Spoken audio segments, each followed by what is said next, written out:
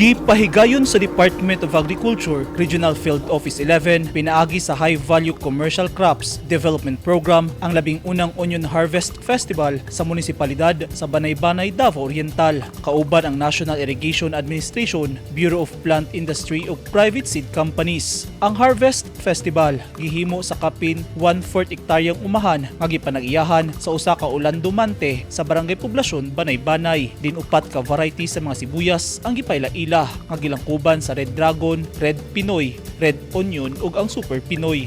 Ang varietal trial activity subay sa produksyon sa sibuyas sa probinsya kung asa ang resulta ang muila sa angay nga variety nga itanom sa mga mag-uuma nga mao'y basihan sa mga intervention sa ihatag nga suporta sa Department of Agriculture. Kini naunya ang sinugdanan sa tinuig nga Sibuyas Harvest Festival sa Banay-Banay. Mag-implementa ang DA11 ug programa sama sa pag-apud-apud ug similya ug pagpahigayon ug techno demos pinaagi sa varietal trial sa nagkadaiyang lugar sa Banay-Banay aron masuportahan ang mga mag-uuma ug sibuyas. Gipasabot sa High Value Commercial Crops Development Program 11 na ang pagsaka sa presyo sa sibuyas ang rason alang sa paghimo og techno demo trial.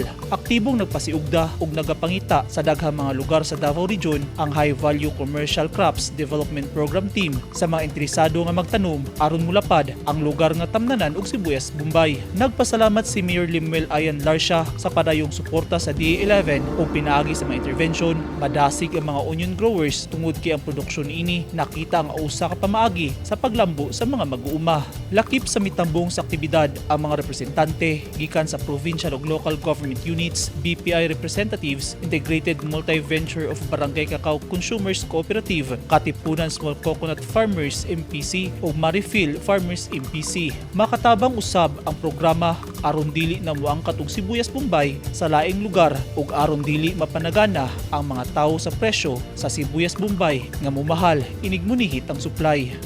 Eugene Hinutan, Newsline Philippines, Davao Region. Stay safe.